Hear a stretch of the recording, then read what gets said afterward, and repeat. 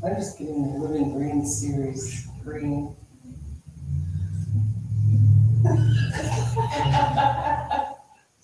Hello, welcome to the Community Homeworks Workshop this evening. I hope you all had a great Thanksgiving. We're so happy that you're joining us tonight. My name is Tiana Harrison and I'm the Education and Volunteer Coordinator at Community Homeworks. If you're watching this live, please feel free to comment and let us know where you're tuning in from. Also, if you want to join in on the discussion or ask questions, please put that in the comment section as well. If you're watching this after the live broadcast, we're still happy to answer your questions. It just may take us a little longer to respond. Community Homeworks is a nonprofit organization with a mission to empower homeowners to maintain safe, sustainable, and dignified homes.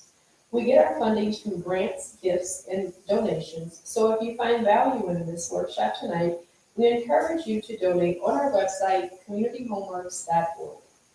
This Green Living Series workshop is made possible by the generous support of the Kalamazoo Community Foundation's Love Where You Live Environment Fund.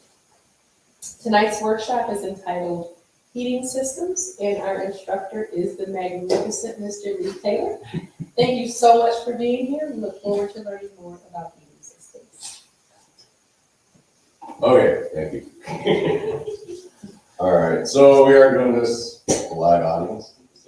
I'm going to join you live here in Kalamazoo, so feel free to do that. I will have to get used to working with camera and working with fire, so forgive me on that sort of thing. Anyways, heating systems. So, like I said, we're going to be talking about the basics on the heating system. We're not really going to be getting into how to fix your heating system if something breaks. This is more maintenance focused and just a basic understanding. There are some things that can be done by your typical homeowner to be able to troubleshoot and sometimes actually fix it. And we'll be going over those tonight. Usually I like to do when I have real people in the audience, I like to ask if they know what kind of heating system they have. So I'm going to do that. Do you have any idea what kind of system you have? Natural gas burn. Natural gas furnace, forced air. Forced air. Same. Yeah, and that's, like you said, that's around here, that's the most common. Like I said, you get, natural gas, there's boiler systems, there's propane, there's electric. There's a few others out there, geothermal and whatnot. We don't get into all of those sort of things. But there are a lot of different ways to be able to heat your home. I do want to go over some of the basics. I'm going to use the furnace here, just so when I talk about something, you kind of know what I'm talking about. I'm going to go through just kind of what the normal for most furnaces is. This is a higher efficiency furnace. You can tell that because we have exhaust and intake. It's PVC usually coming out of it, and that's how you tell if it's a higher efficiency furnace. We'll get to the other one over here to kind of explain the differences. When that furnace kicks on, what happens is you get your return air.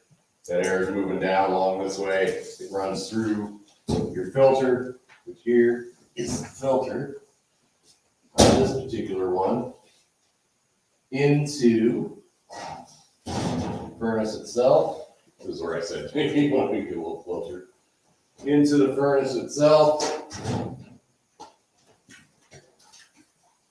In this particular, air comes through. This is a big blower motor. It actually moves all that air through. Thanks, yeah, take away. This is a big blower motor right here. Pulls the air up through your heat exchanger, and that's what's inside. We have an open furnace so you can see what that heat exchanger looks like.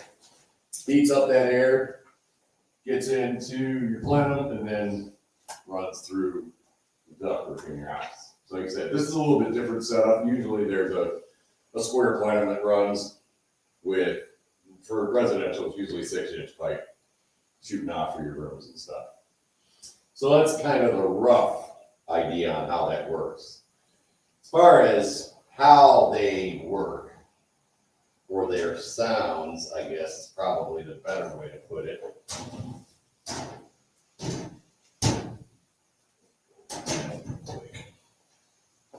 sometimes understanding what your furnace should be sounding like is as beneficial as anything. So, I'm gonna turn this up just a little bit. And hopefully, it kicks on. Did we not sabotage it for you? Thank you. So this right here, on the newer motors or the newer furnaces, what this does is it runs first and it's pulling out exhaust gas. This is your exhaust right here. What it does is it's going to run for a certain amount of time. It's going to drop this into a certain negative pressure. Once that gets in, it's going to kick on. What it's going to do, you have this is a glow stick, and it's turns on the flame. And then there's a flame sensor. We're going to go over all these parts in a little bit. The flame sensor picks up that, yep, there's an actual flame there, and tells the gas valve here that it can stay open.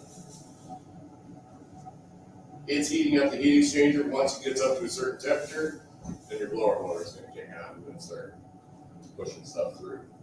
So, like I said, there's, I said, all of them are pretty similar. And I'm not going to get into all of them because the blower motor will kick on. But you can see down here that there's a little light. And what that's showing is it's got a steady glow to it. It's showing that you're getting power to the unit. So, and that's important. We'll talk about that a little bit more. Like I said, that flame will go for a little while, heat up that heat exchanger.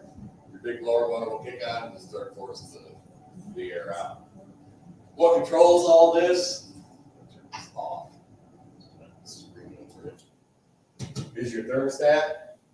And I said that's, when I talk about thermostat calling for heat, it's just saying it's asking for heat. It's really basic. So, I mean, there's a lot of things in here. There are safety controls and everything else that most people don't have to worry about. But sometimes what happens is you may have something gets knocked in here. I'll go through one of these right now. These little tubes right here, that happens a lot. So you might get a tube that pops off or gets cracked or something along that line. This is actually due to a pressure switch. So, did you turn that thing back on?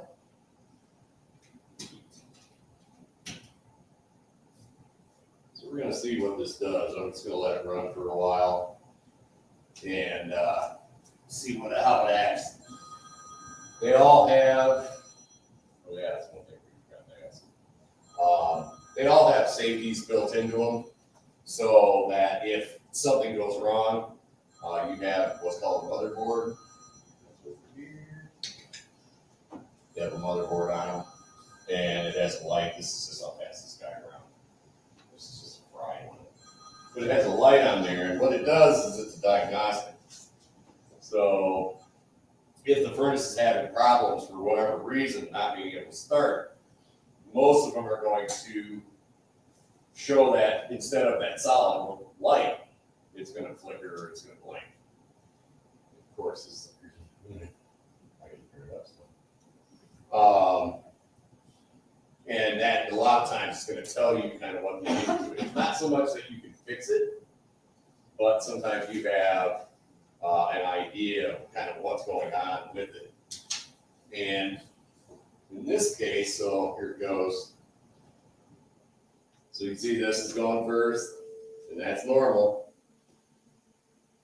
But with this off, I bet you money it's not going to necessarily kick on. So this is what's called a low pressure switch. And that's obvious that I pulled that off, but what we'll do is it'll try a certain amount of time. So generally, most furnaces are going to try about 3 times to start. And once they hit that 3rd time and they're done with that cycle, what they're going to get into is called a lockout. And it's a safety feature so that it just doesn't tear itself apart constantly trying to restart. And that's when that thing will start blinking at you. There it is right there. So you can see this guy blinking right here. So if you come down, let's say you have, like I said, the common thing is you wake up middle of the night, it's freezing cold. There's a certain checklist you go down. And we have that checklist. Pass that thing around. This. And they're going to get copies of this. But it's the basic check is you always start with your thermostat first. You want to make sure your thermostat is calling for heat.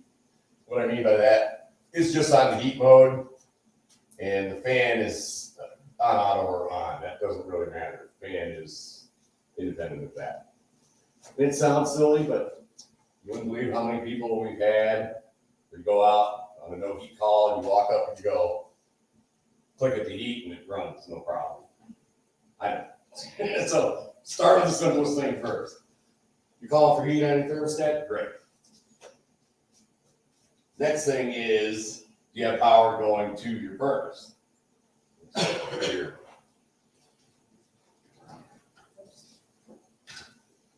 Slightly different style furnace here. This is 80%er. You can tell that because it has that metal pipe going up. So it versus like a 92 to a 95 or 6%. But with this, you have what's called a fuse switch on the side. You can see that there. This guy right here. And a lot of the older ones, we have one right here too. A lot of the older ones have this where you have a fuse and then you have a switch, on-off switch. And again, it's simple enough. Check it to make sure that switch is in the on position. If you have this style like this, and you're still not getting power, how do you know if you're getting power with this style? You look in there, you see that red light, or light, some kind of light. If you're not getting any light, flip the switch. If you're still not getting any light, you have this style. Check your good old fuse. If you have that style, that's why I say keep an extra floating around somewhere where it's close by. If you're still not getting power, at that point, what I would check is go check your breaker. You might have a breaker or something in your breaker panel that trips. But like I said, those basic things you want to see. If you're getting power to it and it's still not working, it's not heating up anything along that line, what you're going to want to do is reset it. Because again, even this older model, it has a motherboard inside, that one that I just passed around. So they're more computer than anything. Sometimes just like our old computers, sometimes you have to shut them off for a second, go ahead and reboot. So if that's the case, shut that power off. Let's say you check your breaker, that sort of thing. Pick it back on and see if it runs through its cycles, right? This one over here, this is where you may want to come over here and keep this a little closer. So when I'm doing this, normally I want to turn the power off, but there is a door switch on this.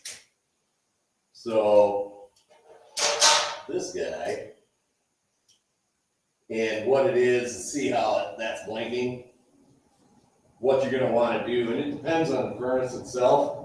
There are some that will blink a certain amount of blinks, and then a pause, and then rapid blinks or short blinks. It sort of depends. But usually on the backs of these, you're going to have a stink bug. You're going to have, you should have, it's in here somewhere, yeah. You have a wiring diagram and everything else. Yeah, it's going to be in here somewhere. I don't have my reading glasses on it. But usually it's going to have somewhere in here where it's going to say, this many blanks, this many things, it's this, or it's this, or it's this. Why is that important? Well, pass that around. Take a closer look at it because I'm not seeing it right now. Sometimes they're on there, sometimes they're on the back of the bottom panel. But why is that important? Because if you go through those basic steps, you got my thermostat's calling for heat, I have power to the unit. This is the error code is what they call it. If you call somebody, you can say, hey, I have a Bryant, this is the model number, which is usually somewhere on the furnace. Most of the time I will tell people to go ahead and write it down out here so that they have it. It's easy, they're not trying to dig around and find it. And you can say, this is my model number. This is the error code that it's showing. And why we want to do that? Well, sometimes it helps the people that are coming out. They say, oh, yeah, I've run into that before. It's usually this or that, right? You can grab that part. And they're not coming out and have to necessarily diagnose this thing. In this case, what you can do is you can come through and take a look. And, you know, I popped that hose off there. But, you know, if you come down and you kind of look in this area, don't worry about down here. But if you look in this area, you get a feel for what it should look like. You know, these hoses, because, you know, you can get a hose that pops off back here, pops off over here. You know, there's a lot of areas where that stuff can happen. Sometimes just having a decent understanding of that, how it should look. And I've seen it where sometimes these hoses get old over time and they just get broken. So sometimes they just need to be replaced. So sometimes that's one of those things that, you know, as a homeowner, you can kind of look at it and be able to see, do I suggest carrying it here and messing around with it too much? No. Well, just to have an understanding. Now, remember I was talking about power and how we were going through the steps as far as making sure, you know, checking your thermostat, checking your switch on the side, or sometimes it's a switch on the wall like this one. Sometimes you have a little fuse, just like this. That's the guy around. Just like a car fuse. So it's, I think that's about 3 amp fuse on the front. So what that does is if you get a power surge or something along that line, it protects that motherboard. It fries out before the motherboard fries out. So it doesn't happen that often, but I will need that one back. I don't give it back to them. It doesn't happen that often, but it can happen. So like I said, you know, just like having, if you have an inline fuse switch like that, look on your furnace and see if you see one of these. And if you do, go ahead and buy one. And you can have that just sitting, you know, you can have it sitting up here. It's not gonna hurt anything. I will say this, if you get a fuse that fries out, before you go trying to pull it out and stuff, make sure you ground yourself. Touch something metal, you don't want to be sparking in there, because that can actually mess it up. And remember where you pulled it out, because you don't want to be like me right now and go, I can't remember where I pulled it out from. Wow. Don't do that. Yeah, sometimes they hide in there. You guys don't need to eat, right? No, we don't need to. You don't need to eat. Where did I pull that thing out from? Oh, there it is. It hides. Yeah, this happened actually to my furnace at home. We had an electrician out and he dropped the hot wire and it hit the ductwork. And, you know, just popped. Didn't think anything of it until about 3 hours later. That's the issue. So, like I said, normal sort of sounds and whatnot. Usually what goes wrong with these furnaces is your flame sensors and your igniters. So you come on over. You come on over. Come on over.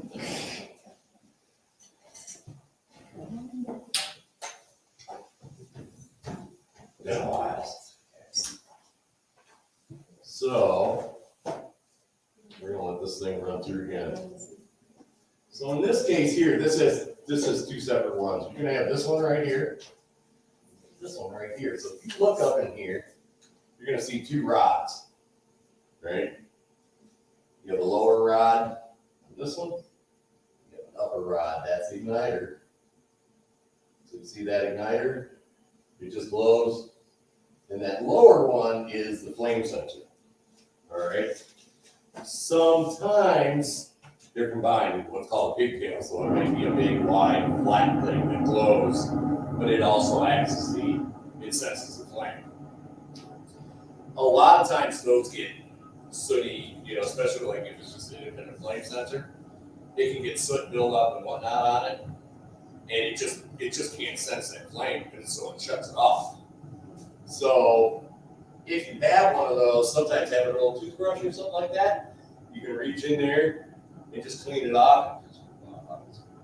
Clean it off a little bit, and sometimes that's all it needs.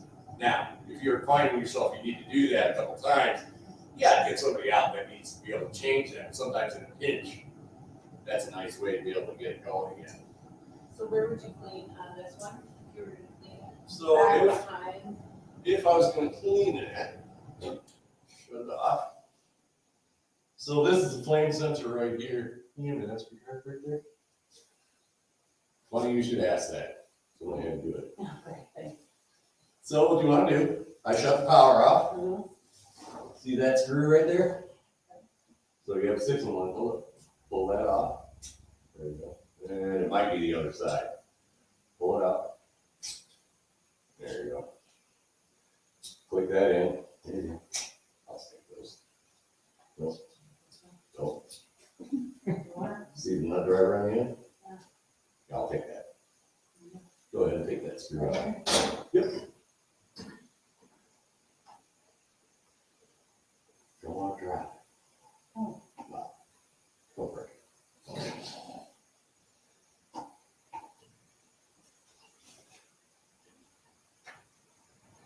And this is, like I said, with the pigtail style igniter, it's kind of the same deal. It usually just has a little clip in there that holds it. Okay. You pull that out, set that up here, that's fine. Okay. Now see how it's in there? Oh, yeah. So pull it out. There's a little bend here. Yep, sometimes you gotta play around with it a little bit. All right, so there it is. So you can see how sooty that gets. So you can go ahead and it's warm though. Yeah, don't grab it. Yeah, burn your finger. So sometimes the flame sensors like that can get a little sooty. I will say this though, especially if you have one that's a combination sensor and igniter, don't touch it.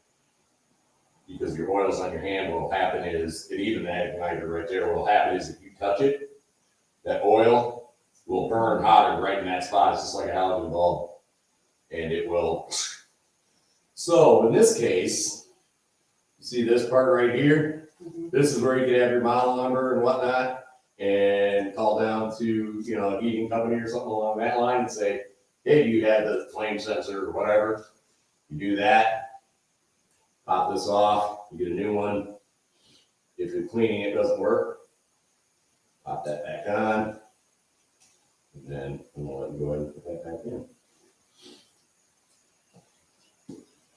And it's nice because with that bracket, you can't really necessarily mess up its placement. Oh, I see. Right. Yeah.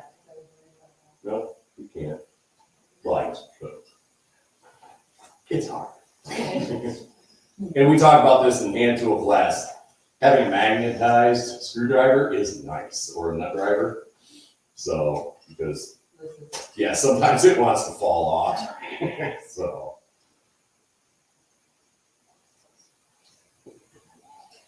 But that right there, easy fix. And I said, that's usually what happens. So I said, that igniter, that flame sensor, are usually the ones that go out. Sometimes it's other things, but, sometimes that's a simple fix. And sometimes people will have, like an igniter or a sensor, keep that in their junk drawer or something along that line so that, we got them. And then half time you kick it back on and it just works out just fine. So like I said, a lot of times working on this, not necessarily hard, but, would I get into changing these and motors and stuff? No. But some of this stuff is super easy to do. So, that's one thing. Now another thing, go over to this one, show you this one. Oh, stand up. Sometimes sometimes, he said, this is very similar. Come on over. So, tell me, when you look at this, where do you think the flame sensor or where do you think the igniter is in this particular setup?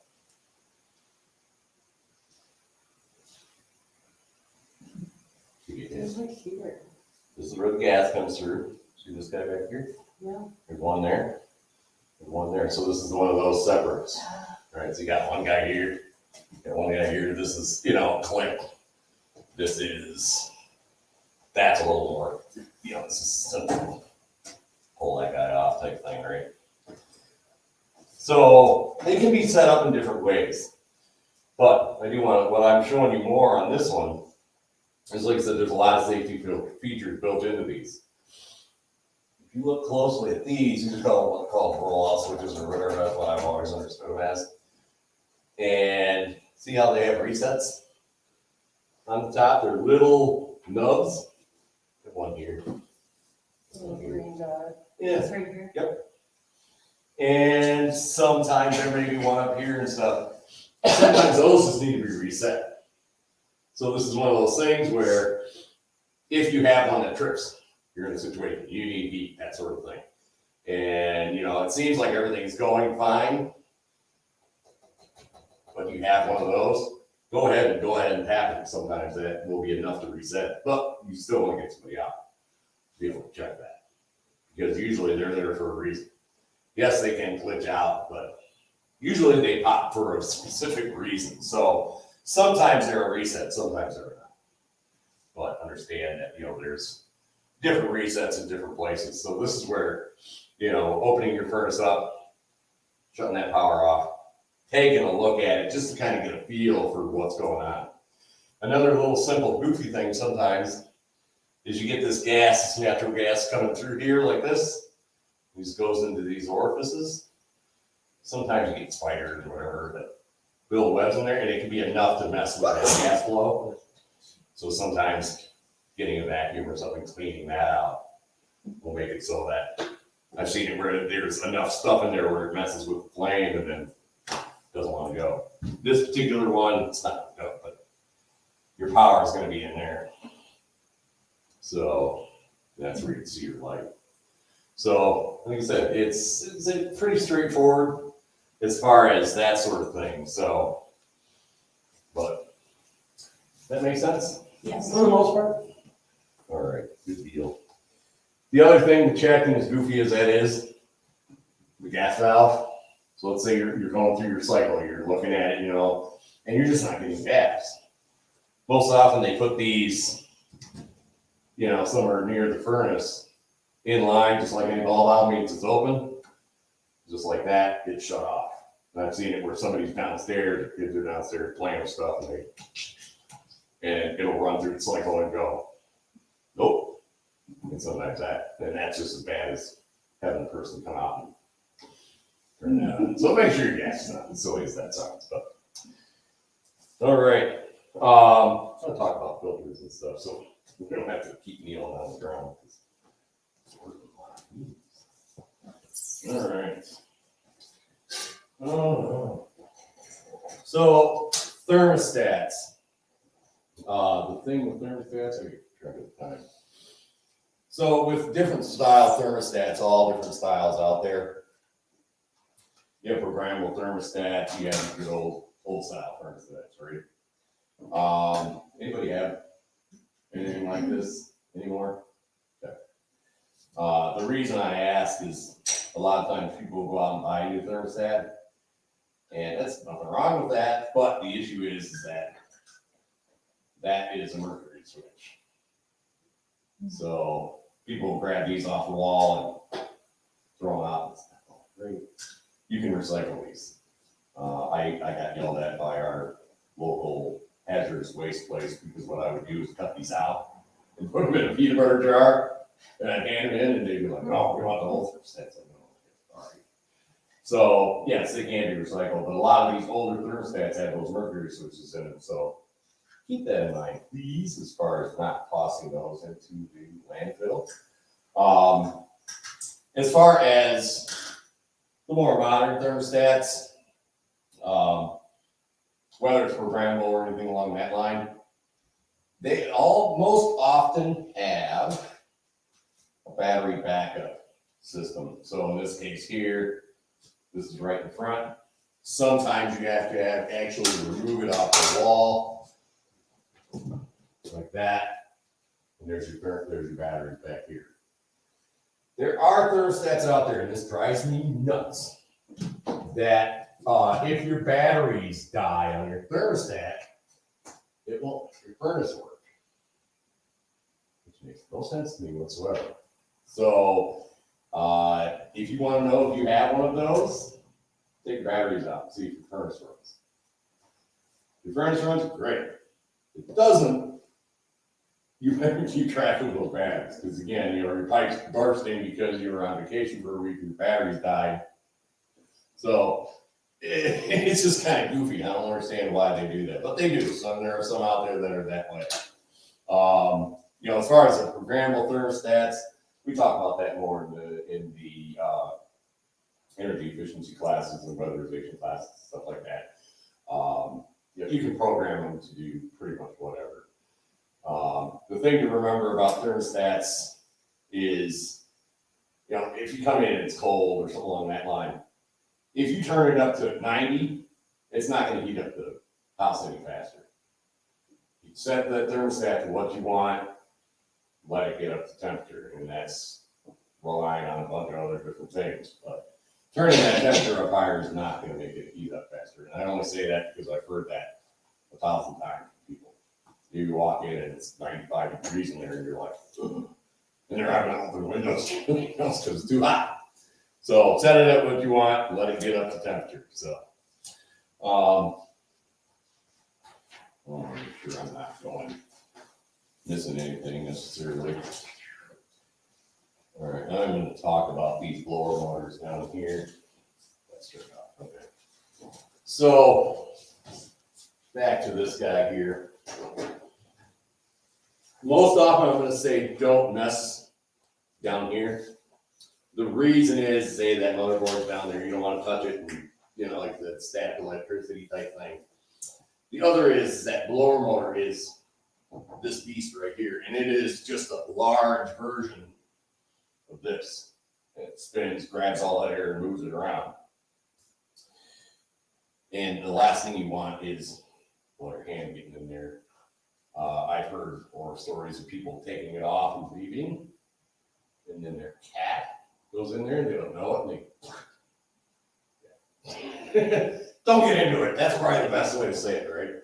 So, but there's a reason why I'm bringing this up. We're going to talk about air filters.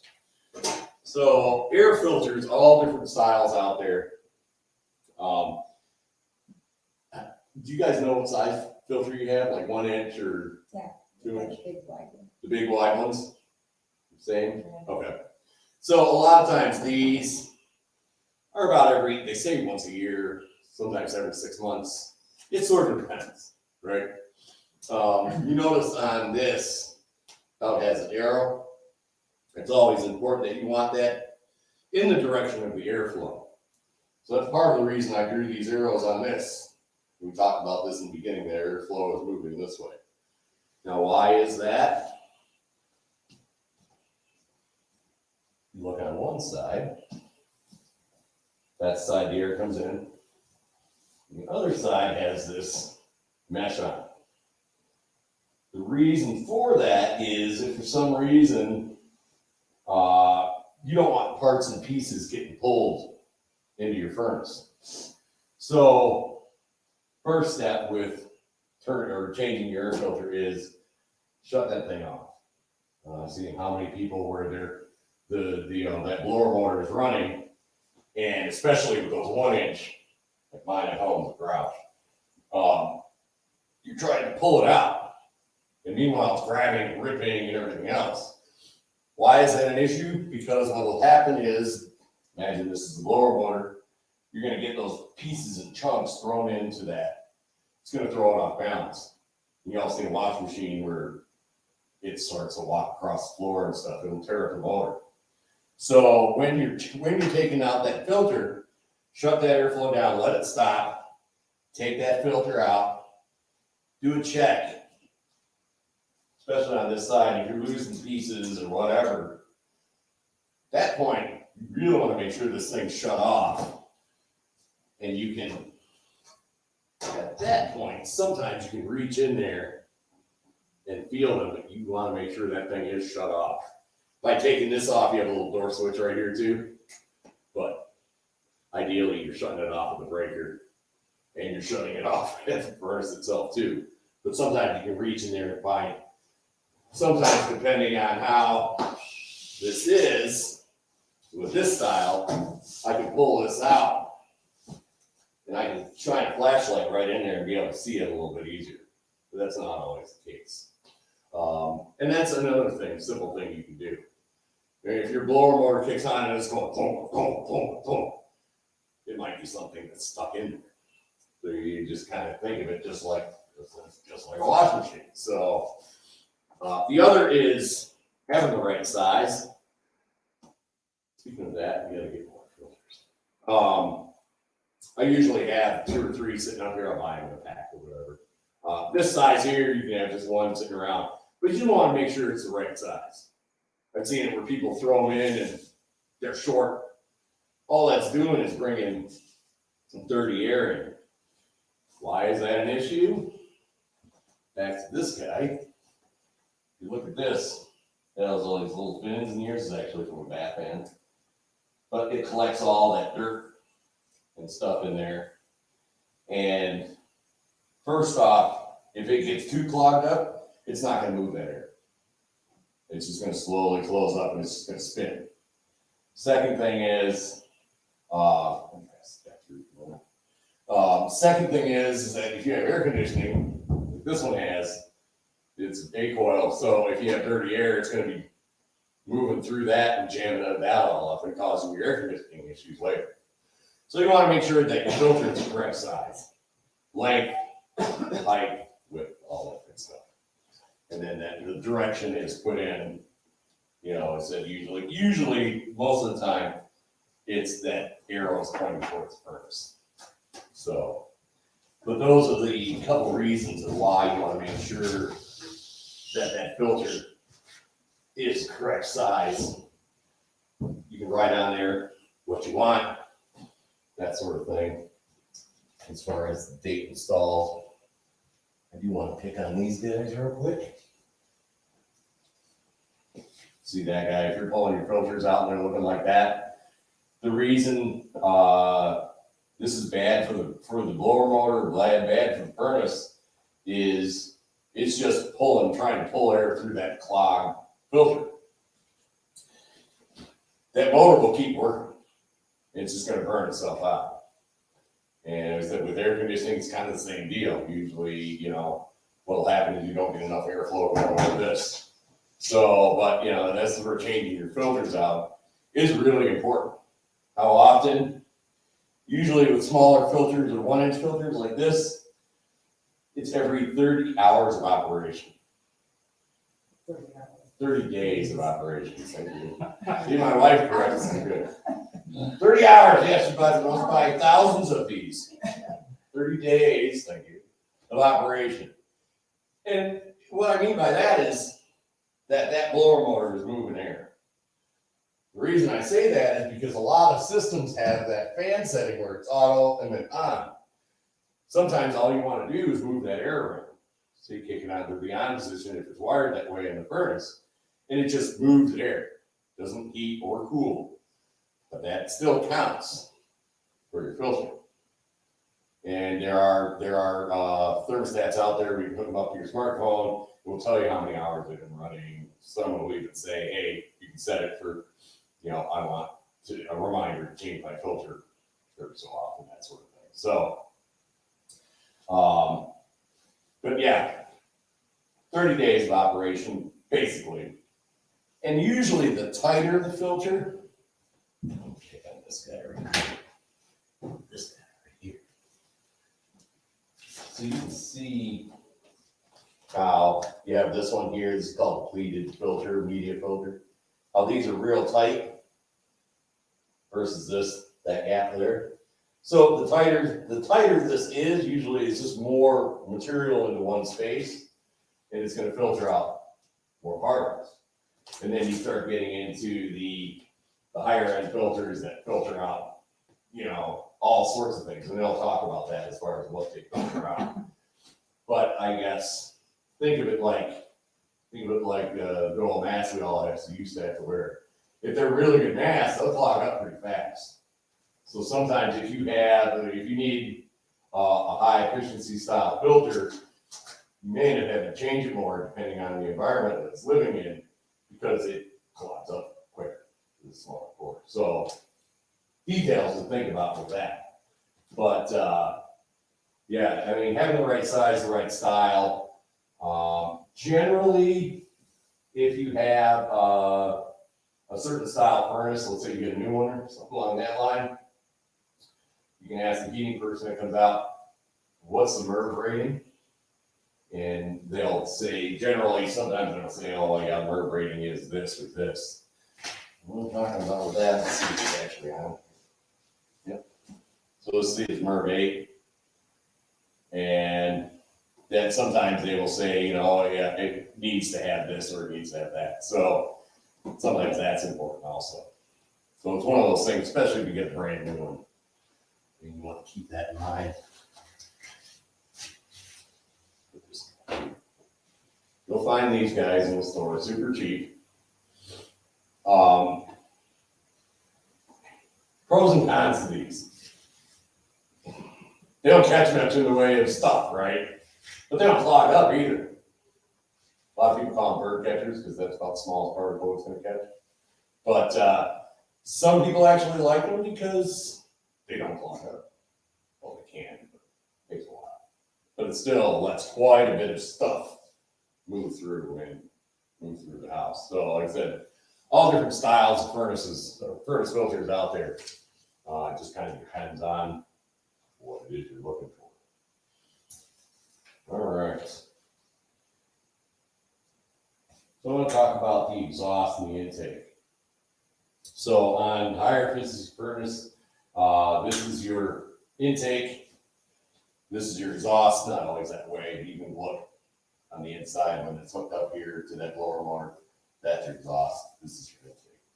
Generally, they're going to shoot out and they're going to pop out your rim joist or something along that line. And you'll see them on the outside. Some old styles, they just stick out as a straight pipes. Some have bends in them, and they'll look like this. Doesn't really matter. The idea is that you don't want these blocked. Remember that how this blower motor ran first? What it's doing is making sure that there's nothing blocking this exhaust.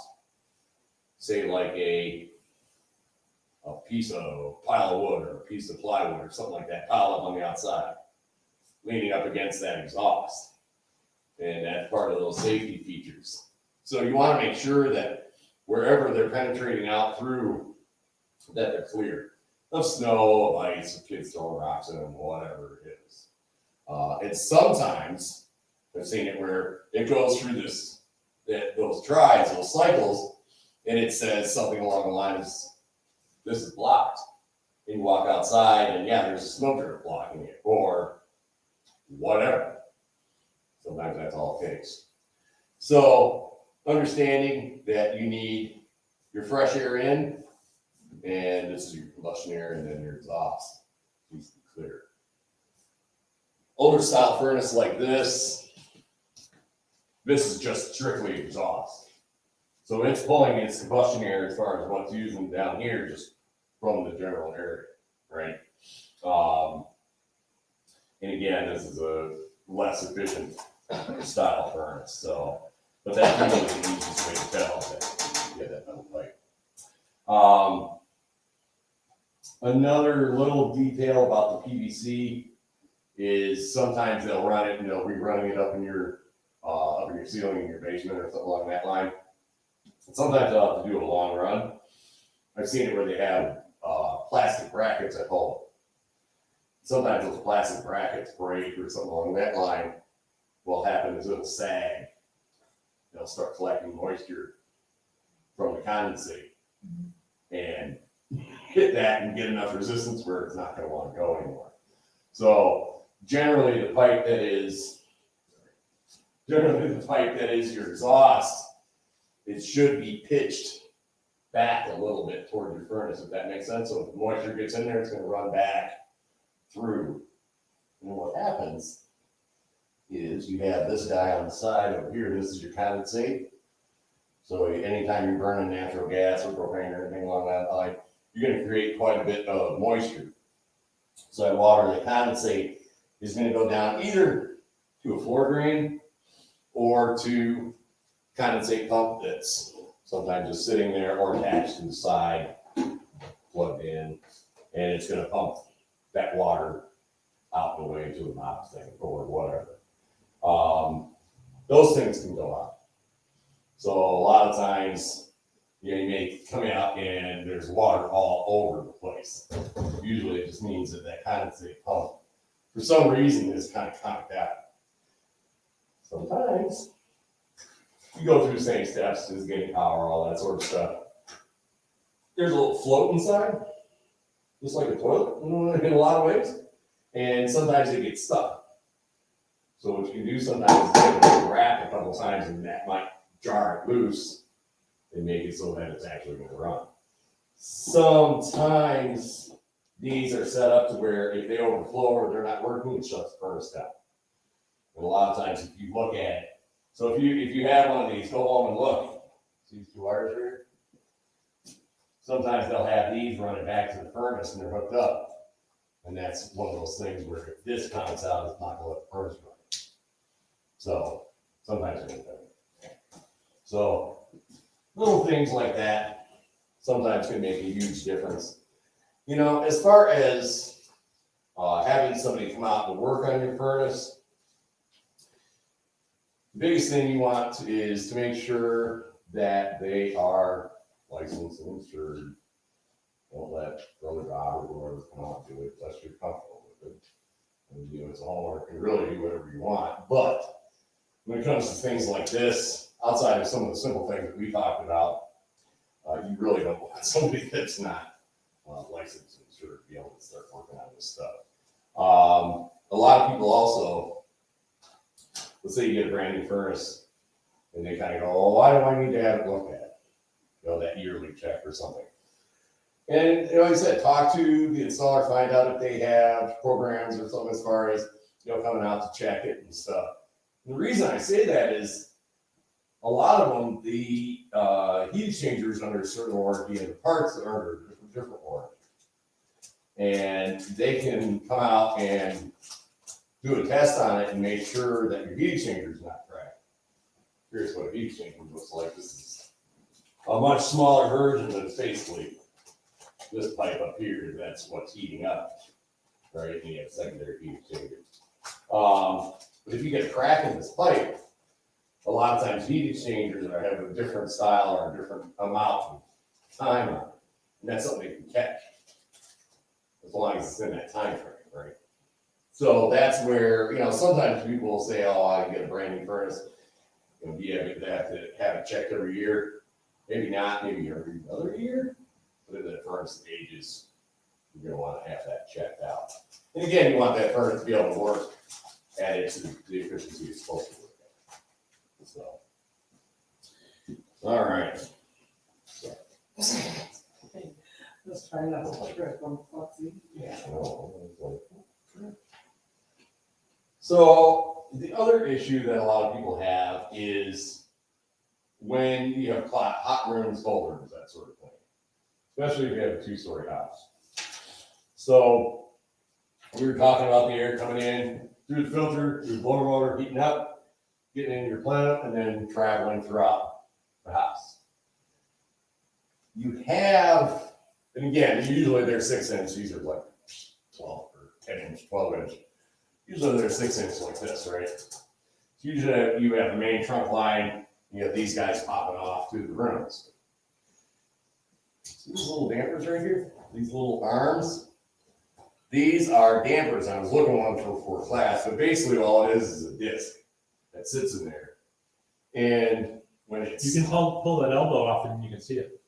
Oh, yeah. stick my arm in there and, No, just. oh, this. Thank you. I thought it was screwed on. You see this? Oh, you can't see this. You can turn the whole furnace. I'm gonna break stuff here. That's right. Yeah. Jason said it's okay for me to break stuff. Okay. So, so that's a damper there. So what that's for is to be able to balance out the system. So what you can do is you can trace out, you know, this one's going to this room or this room. Sometimes I just get a magic or a permanent marker to write what room it is, especially on 2 stories. Sometimes it takes 2 people, like somebody down here turning it and they're like, oh yeah, I cut it down, or oh yeah, that, so you can write what room it is. And what you can do is by turning this, that knocks about 40% of the air that moves through that pipe. And again, you can damper it to whatever you want. What that's going to do is it will drop whatever air is moving to that room. It will force more air to another room. So you can play around with that with these style dampers, and they're not right next to it. This is just an example. Sometimes they're out in the run, so you have to kind of look for them and see if you have those. And then the other style, or the other thing you have most often, is like standard floor bend. You have the back of the vents in there, and that's roughly going to knock off another roughly 40%.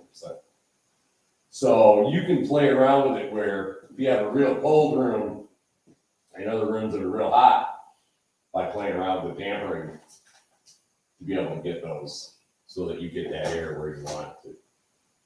Question? So if you wanted to not heat a room, You're never going to stop all the air. but At best, you're going to do get about both. 80%. each room should have. a Should damper. have. So That's between the good. damper and that, You knock off roughly 80% okay. of the air. You're not going to stop it No, all. no. But, yeah. So, yeah, by dampering that out, if you don't have those and you still have rooms that are cold or too hot or something like that, you can have those installed. They can get in there and pop them apart and put those dampers in and make it so that they can help with that. So if you do that to a room, I mean, say you don't want to heat your upstairs. Okay. You know, you've down, so you want to close those off. Right. You said something about when you've got hot rooms and cold rooms, it more will go to the other. I mean, are you gonna save money by It's not- closing no, off? Can you repeat the question, Lee? Yeah, so the question was, are you going to save money by dampering down? Basically, is that what you're asking? Yeah, I mean, if you, In a way. And the way is that if somebody is up in that room, it's too hot or it's too cold, usually their first response will say it's too cold. They're going to go downstairs and crank it up. Meanwhile, the rest of the house is like an oven, and that room is not comfortable. So it's going to save you money. Yeah, that sense. By getting more air to where you want it or where you don't want it. That making sense? well, no, I mean, I'm just saying, all right, I don't want a 2-story house, but I don't want to heat that 2-story house. Okay. All right, so I damper this and I put on I close the The register. two dampers, I close the register. Right. So And that- I set my thermostat for 65 degrees. Right. But, And but, so therefore, I'm only heating one. Right, I Essentially mean, heating. you're essentially getting that air to where you want Right, so if I'm, it. In a sense, yes, you are saving money in that okay, sense. that's what I'm, It boils down to where the thermostat is. That's a whole other thing. You know, I've seen it sometimes people who put the thermostat placement, right next to a window that, in the wintertime beats in there, you get all that solar gain, and right in that area, it's nice and warm, but meanwhile, the rest of the house is cold, right? So there's a lot of little nuances and whatnot you can play around with. But I do want to point out one other thing real quick, because we are rapidly running out of time. You can see how these are in sections, and we're talking about airflow right now, right? And you see all this tape that's on there? What that's doing is it's not letting that air escape out of that ductwork. Whether it's a trunk line and you can see the tape right here, you know, when it's trunk line like this, wherever those joints are, they're taped. Why is that? Well, again, you want that air that's in that ductwork to go where you want. It took me a minute to get used to this, and what somebody explained it to me was, imagine you have a garden, and it's way in your back part of your property, and you have a long garden hose that's running out there to water it. And somebody comes along and pokes a bunch of holes in that garden hose. You get the water you need to water your garden? Right. Same thing with air. So it leaks out of all these areas. So sometimes, you know, you play around with dampering and stuff, and sometimes you may not still be getting enough air. Sometimes you can get foil tape, and it's just a,